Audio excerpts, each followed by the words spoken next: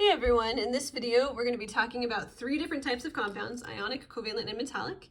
And you need to be able to identify whether a compound is ionic, covalent, or metallic based on its formula and also on the properties that it has. So we're going to start with the formula. Ionic compounds are made of a metal and a non-metal. So this is actually a really important piece of information to remember. So we're going to put a star by it. Covalent compounds are made of just nonmetals. So again, another really important piece of information. And then metallic compounds are made of just metals. So you need to remember where the metals and nonmetals are on the periodic table to be able to do these types of questions. So the metals are on the left side of this like bold staircase line, except for hydrogen. Remember, hydrogen is a nonmetal, but everything else over here is a metal.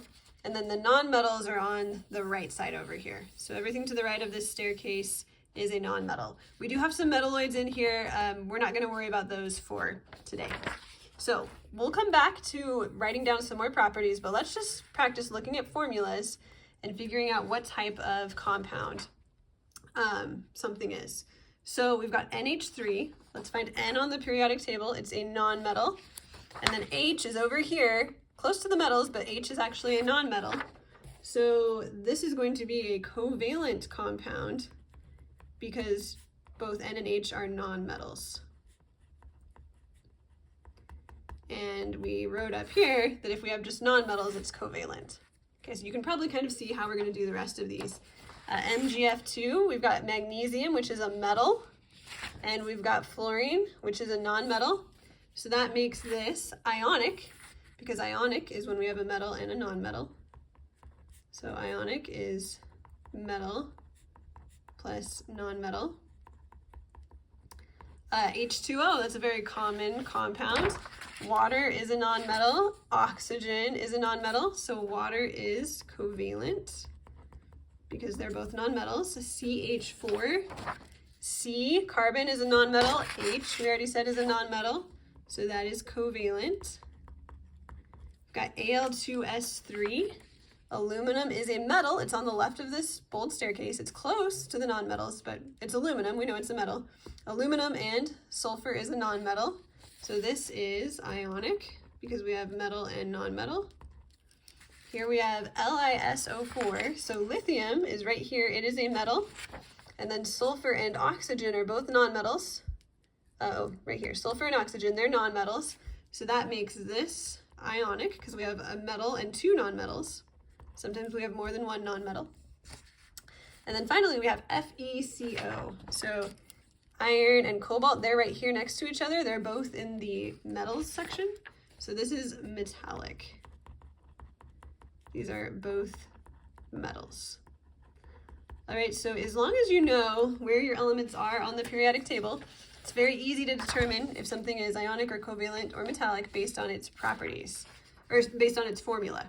Now, let's write down some more properties of these different types of compounds so that you can identify something based on its properties.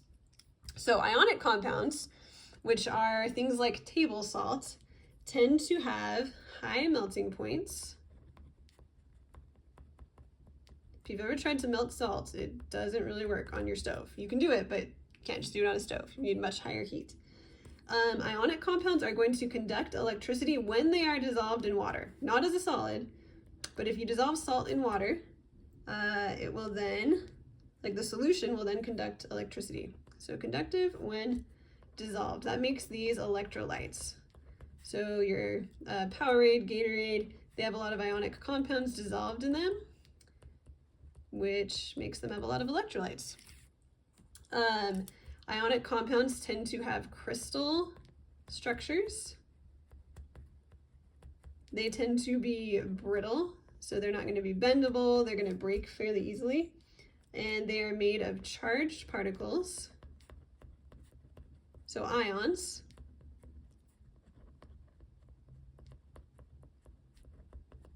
And then finally, they are formed when electrons are transferred from one atom to another.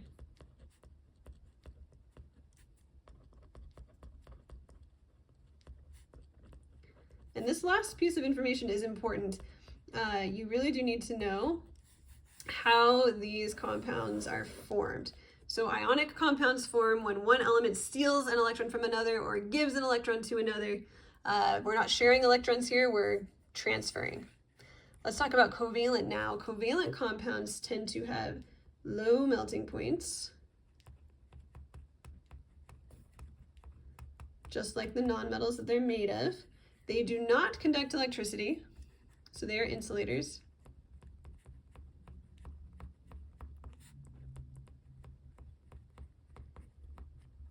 They form molecules when they combine. So ionic compounds don't actually form molecules, they form crystal structures. We call them like network lattices. But covalent compounds form molecules. So things like water, carbon dioxide, these are all covalent molecules. And these molecules are formed when atoms share electrons in bonds.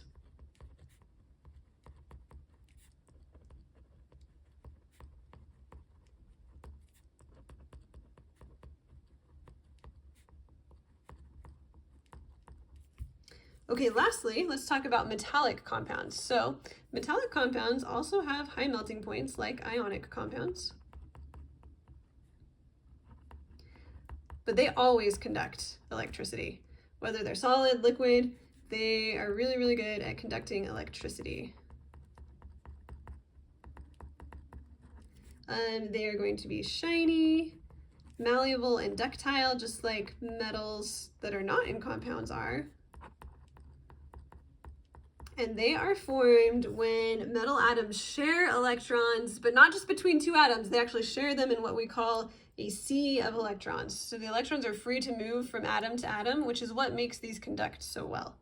So they are formed when metal atoms share electrons in a sea of electrons. And again, you want to be really familiar with the different ways that these compounds are formed and the way they share or do not share their electrons. All right, so again, our goal was to identify compounds either from their formulas, or if I told you that something didn't conduct electricity and it had a low melting point, you would probably know, oh, it's a covalent compound. So those are our types of compounds.